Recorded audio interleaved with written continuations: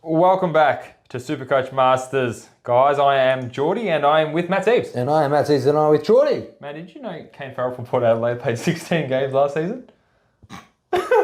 Came from Port Adelaide, played 16 games last year. Thanks for that information, George. No What's on for today's agenda? Oh, we're going to do what? I hope it's not as shit as that stat, but anyway. It's head to head to head to head to head. With who? The mid-price madness is champ. Only mid-price in the mid. Mid-price mid-madness. Well, Windhager is a mid-forward. So there we go. You've already spotted it. We're talking about Windhager, guys. Well, all right. So yes, we are talking about Windhager. So clearly there's no backs in there, but that's okay. Windhager, Holmes, Setterfield, Worpel, and the good old-fashioned Sheed. oh yeah. So, George, what are we going to do? We're going to put them in value. We're going to tell them why we like them. We're going to tell them why you should like them, and we're going to tell them who's. I'm going to tell you why you should like us and follow us on Supercoach Masters on Facebook and YouTube. And what about for all those tradies? They've got that long ride home, or they don't want to listen to their missus when they're driving all the way to the Yeah, chuck on the Spotify podcast of this, guys, and plug in their headphones. All right. Anyway, let's go straight. Check out this great ring, Oh, that Matty. mahogany Look at box this. again. Oh, what's that? Let's put that up. No, don't stop touching it. It's mine. I'm going to win it. No, you can't win it. Look how good that looks. Look at that. And on that side, it's got AFL. Wow, it's got on a that cut. side, it's got champion of So 2020. AFL champion Supercoach Master ring, and it's all just Wow, covered in guys. encrusted diamantes. Now, we're giving that away for free. Whoever finishes first in our group league, one of these sexy polos. Can I for a second. Can I say something? You always love interrupting me. How many you reckon of our fans are going to be like, oh, yeah, just give us that ring already. Might as well just post it here now. Yeah, we're going to guys, yeah, send it through. Yeah, Matty Anderson, oh yeah, just send that ring to Olivia. Yeah. Matty Anderson, I'm just going to beat the shit out of you this year. We love And Matty while we're Anderson. speaking about a community, I love our community. I'm going to talk about the, Dean Fields. The Dean Fields and the Matty Anderson. The Inked Canvas and all the boys. No, we love Zira. love the support. Love our community, and we do this once for you guys. So yeah, if you've got friends, tell them to jump onto the group league and subscribe to us. That can help us out, guys. What about the fans of family? We know we've got to name everyone. We can't just pick 4 names and then All right. get calls tomorrow. I know. I shouldn't You have know said who you are. I shouldn't have said anyone's name. No, no, Why didn't you're you an mention idiot. them in the chat? I'm I going to know. mention some names in the chat now. Oh no, don't do that. I want to go to James Chatterton. I know you've been breaking my balls to mention your name. James, how you doing? Turn it up. No, that's not. That's not. That's David. Brady Emerson on the Spotify. How you going, mate? Oh, here we go. Justin James, I like him. Justin James Hayatana, I like him too. Anyway, let's just talk about David Langland. Turn it up, Don't mate. forget out. I know, like my gym buddy Costanzo's not there, but shout out to Brendan. Keegan Harris, Sean Gray. All the boys. We'll be here for fucking ages. All right, sorry guys about that. And I know we didn't mention your name, but I swear to God, I love you just as much as them. Same. Good stuff, boys. All right, let's get straight into what we came Straight in for. into it, mate. Who do you want to talk about first? I think we should talk about Windhager. You know why? No, I don't know nothing about him, and I You don't don't know anything about him. All I know is that he's had a really good hype pre-season and he's going to get more opportunities with Frostline and he's playing forward and I don't know what he's doing. I think maybe because the boys are down, all of the big tools are down, he's going to make his mark and get an opportunity in the forward line. Yep. And is that all I need to know? What else do we need to know? One of the main things that we need to know about young Windhager champ is that last year he was subbed on 3 times. Wow, so he's underpriced. So he's very underpriced because he was subbed on, not even subbed off. You know the sub-ons come on in the 3rd or 4th quarter. I get it. He's very, very sub-affected. And he's also, good to mention, he's the cheapest of the mid-price options he is also the only dual position of the mid-price options we're going to name. Can you tell me anything regarding when he was on a full game and how he went? Or do you want me to do that for you? I'll do that for you. Because considering I did fuck all on him, because I don't even know what he looks like, to be honest. He's in the thumbnail. He's in the thumb. Good old Windhager. All right, George, you keep talking while I find out what he actually did. Well, so Windhager, okay, so he averaged 48.4 last year with those 3 sub-affected games. So you can already tell if he's tipped from a bigger role with Ross Lyon in that Saints outfit, I think that he's going to substantially increase that average. He played 18 games. Yeah. I did not know that. Well, there you go. Windhager played. That should have been. I should have told you about him instead of Kane Farrell. Well, yes, George. He's come on. Well, first game. Let's have a look. He looks like he's a bit of a tagger, and he kind of broke out in the last couple of games. There's a couple of 37s there, 66, 74s.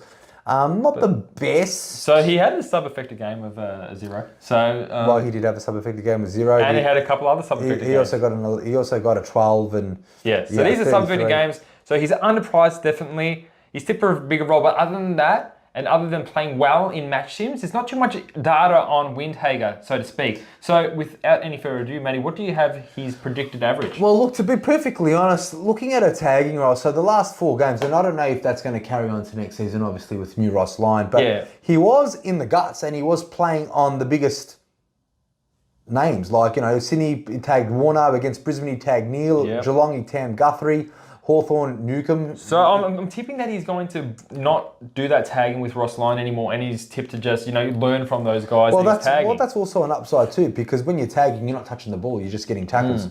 So there's a bit of upside. There's a bit of upside for Windy. Bit of upside, and when he was tackling, he was, 4 tackles, 6 tackles, okay, but, you can't really catch Neil getting 1 tackle against Neil, but... Imagine as a tagger, you're tagging someone all game and you get 1 tackle on them. Oh, that's pretty sad. Anyway, without any further ado, my average for him, I predict him to be 73. 73, well, look, What's your average? So I didn't even know we're going to do an average, but with Windhager, I wouldn't put him anywhere near 73, to be honest. I think we need to wait and see to see what he's going to do. I know there's Predicted averages. I'm going to say 60. 60. Oh, he's going to do better than what he did last year, that's for sure. There's only one way up for Windhager, and that's... So how did you get your first, second, third, and fourth if you don't know what they average? I got him 5th. I just knew that he was going to... I got him 5th too. So yes. Like, I didn't really need research on him. All I knew about him is that he played... Do you have a predicted average for the rest? Yeah. Okay. I can, You just didn't bother I just didn't bother with Mark. You didn't know. All right. It was late, and it was like, nah. Let's do the Warpedo. The Warps. Can I talk about Warpedo? We could both. He's a 24-year-old. So, good age.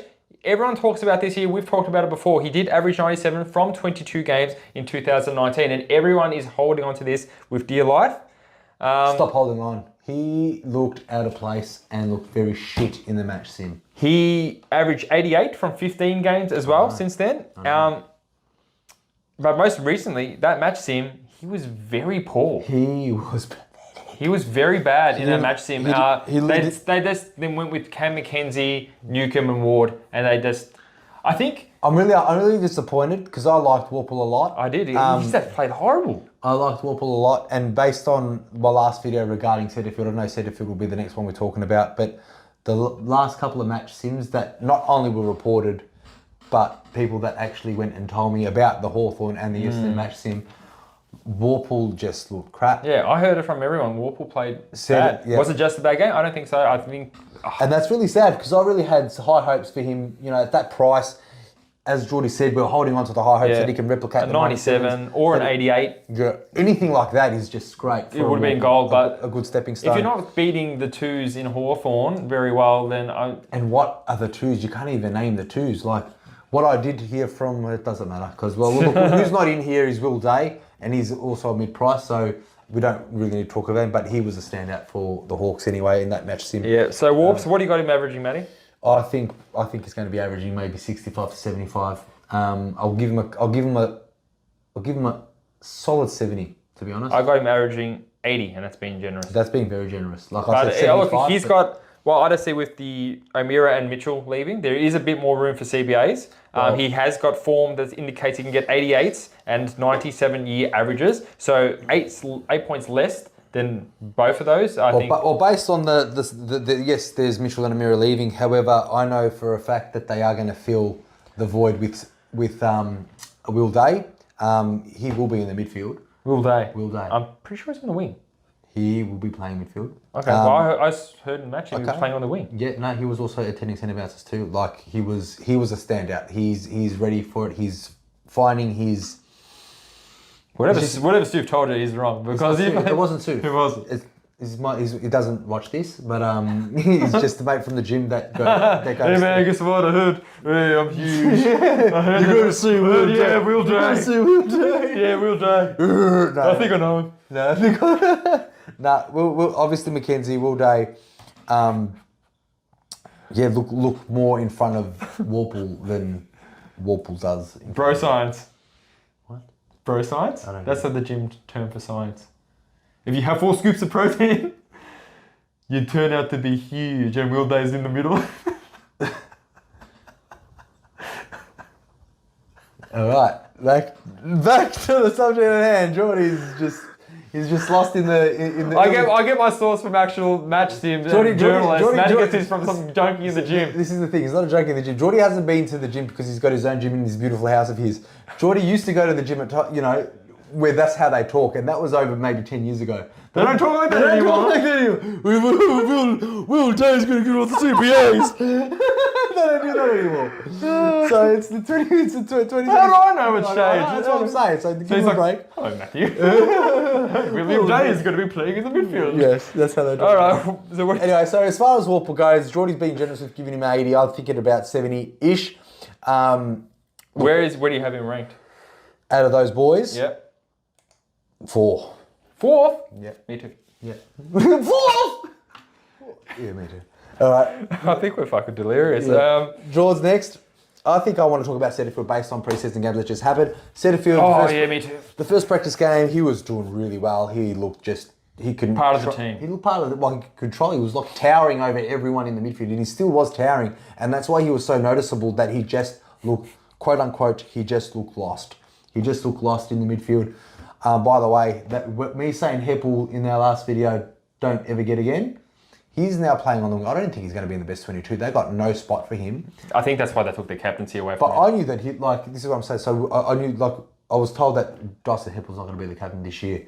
This morning it came out saying he's not going to be the captain this year. Then they're like, it's almost like he was crying on the wing. Like they want to put him up forward. They want to put him on the wing. He's not quick enough. He's not a goal kicker. And I'll be surprised if he gets 10 games. Yeah. That's word on the street. If the Essendon has a healthy list. But yeah, anyway, let's talk about Heppel. Back on Setterfield. Setterfield just looked a little bit lost in the midfield today. I think it was the quickness of Parrish, Merritt and Shield. Parrish. Get that handball 10 minutes ago, mate. Yeah, he was asking for a handball here. Parrish is already there. Oh, okay. He looked lost. He looked lost. He took off his A team because he was with the A team and he went on. They made him go on to the B team. How embarrassing! It was that. Like, he had the A team shirt on, and like halfway through the quarter, then it's like, Setterfield. Put the B team. I think we made a mistake, bro. I think we all made a mistake. I liked him last week when we were talking about him. I'm not too sure of liking him. I don't know how many percent of people still got him from. I'm sure there's going to be. Look, a few. I had him in my team after his first match. I saw that and I laughed, but you didn't laugh. When I saw Sean Francis there, and then I'm like, you got to change. Sean Francis is a great pick. No, he's not. Yes, anyway, well, look, Setterfield. Okay, he's in 1% of teams now, which makes it more better. All right. I got him averaging 82. I think, which is 2 more points than Worpel. So I got him at third. No, I've got him at about 78 to 80. Geordie's given him a little bit more generous times there. Because I know with Carlton in 2020, he averaged 83.6 from 16 games. He had a club change, he had a position change. If he does get games for Essendon, you think it would be of a similar ilk of that early spread in Carlton. Yeah. And if you can do that at Carlton, there's no reason why he can't do that with a similar strength midfield. Well, George, I got him ranked at third. Third, yeah, me too. That's what I said. Wow. So the next two is going to be either... the exact same order, perhaps. Dom, Sheed and Holmes, head to head. Who's going to be ahead? Let's talk about Sheed. All right. All right, you want to go first? Because I know you love your old blokes. I got Sheed. He's 27, turning 28. He's not an old bloke. He's not. Continue. He's not an old bloke. George, he's not an old bloke. He looks olding. He looks olding. He looks balding. Olding is the term of bald and old. So he looks balding and olding, but no, he's not. He's still young. He played 6 games last year. He came out at the start of mid-January to say that pretty much said that Eagles were tanking. There was about 6-7 players that could have easily played last year, but they just didn't. And now they got Gibneys and Hewitts to show for it. Elijah Hewitts. But anyway, strong pre-season. I'll see some teams that he might not be even in predicted 22. I think that's bullshit. He averaged 89 over the last 3 seasons besides this one that just passed when he only played 6 games. Yep. A total of the 3 seasons combined, he averaged 89. So what I'm saying, that's 22, 22, 22. So about 60 plus games, he averaged 89, which to me is consistency at $300,000. When did he play 6 games? Last year. Oh, did he? He only played 6 games last year. Hence why the cheap value of him right now. I think he's screaming value. I think... How much does he cost? 330,000. 330. Yeah. I think he is screaming value. He's averaged, like I said, 89 Supercoach points over the I last... just really don't know where the fuck you get your stats from because he didn't play 6 games last year. He played 1 game. 1 game? So I was really confused when you were saying all that shit. I'm like... Oh my God, sorry. I was getting confused with Yo. As far as 6 games. Yo played 6 games. Listen, you just think any West Coast player that's a fucking old bloke that's played... All I know is they're both in my team. So Sheed, clearly for me, is value. He played 1 game, which makes him a sexy price. Besides that 1 game that he played, the last 66 games, averaged 89, and I think... What's his predicted average for you, champ? There's no reason why he can't do 85. Okay. Now, I got real stats about the Sheed. All I missed about was about how many games he played last year. It was irrelevant, but it's irrelevant to the point that he's... No, it's really relevant because in that 1 game he played, he got 88% CBAs, which is really, really good to note. So even last year, when he was fit, they wanted him in the centre 88% of CBAs, which is the most for the West Coast Eagles. Now, Sheed is a 27-year-old, turning 28 in April. You said that. Yep, but He's just taken from the top, baby. Yeah, okay. All right. His average has been decreasing the last 4 years. 95 from 22 games, 89 from 16 games, then 82.2 from 22 games. Like I said, his average 89. Can you just fucking let me finish? 95 from 22 games, 89 from 16 games, 82.2 from 22 games, and 67 from 1 game. Now, there's some concerns in the community that they could be used as a sub. I don't think he will be the sub. I see him maybe averaging 86.5. That's more than me. Yeah, and I have him at first. Huh. Charles, we agreed this whole time. You just let me fucking say his stats. I just didn't like the tone. I didn't like his tone. I thought he was going to bag it out. I was saying, I'm starting. He's 88% of CBAs. That's good things. That's great things. That's really I was good waiting, things. but he only got 67. So maybe you guys are saying, well, if you got 88% CBAs and he only got 67, that's perfect. He only played that once. But he's not going to do 67 to 88% all the time. Not against North Melbourne round 1. Oh, yeah. Lock. Was he lock in your team? He's not in my team. Okay. He's in my team. Is he? Yeah. You miss those team or your team? Miss A's team. Sarah, you're killing super coaches She's here. really going to do Now well. let's talk about our number 2 because we've got the exact same list. How crazy. I think we do. Max Maxie Holmes. Big old stinky Max Holmes. Needs a haircut and a shave, but I don't like him. He came home strong the last 5 games. He wasn't even spending time in the mid. Imagine if he gets mid-time. Imagine. And you know what? There has been... All Geelong's match teams have been behind closed doors, except for that one where that journalist, can't remember, some guy got in and they saw him taking more CBAs with Jai Clark, which is great news for Max Holmes enthusiasts. Well, let me tell you something a bit about our boy, Maxi boy. So Max Holmes, like I think we touched on it before. So his last few games, but round 20, he got 86 without any touches. He got 101 against St Kilda. With 24 touches. He got 91 points against Gold Coast. He got 100 against West Coast. He qualified for 82. He got subbed off and injured. Poor bloke. Just before the prelim final against Brisbane. 103. He got 103 and subbed off with 56% game time. Yep, absolutely. So all signs show the last, 2 months of, about roughly 2 months of his season, he was killing it. Yeah. And on top of that, he was killing it with the minimal amount of CBAs you could think of those numbers, given that he's not even one of the main premium midfielders, but now there is. So last couple of games, he got 7% midfield, 10% EBA, 17%, 0, 14, 0. Like his last 5 games, he averaged 83.8. Which is really good. Very good. And that's not including that 100 where he got subbed off. That's not including the final series, which is tremendous. He's turning 21 in August. Selwood's left, obviously that leaves about his 58% of CBAs he got when he was playing. I think there's some good upside to Max Holmes. There is. And that's definitely why we have him at number 2. I mean, he doesn't have not by far. I got him at 84 average. What do you have him at? I'll have him at 83 average, to be honest. Just below Sheed, not by much. You know what I mean? So these are 2 real good pick guys. I would really be watching him. Like Geordie said, the preseason games and the match sims for Geelong are closed doors. But, mate, I would really want to see what Max... There are some preseason games coming up, Matty, so let's take a close eye. However, it is worth noting Max Holmes is probably the most expensive on this list, $360K.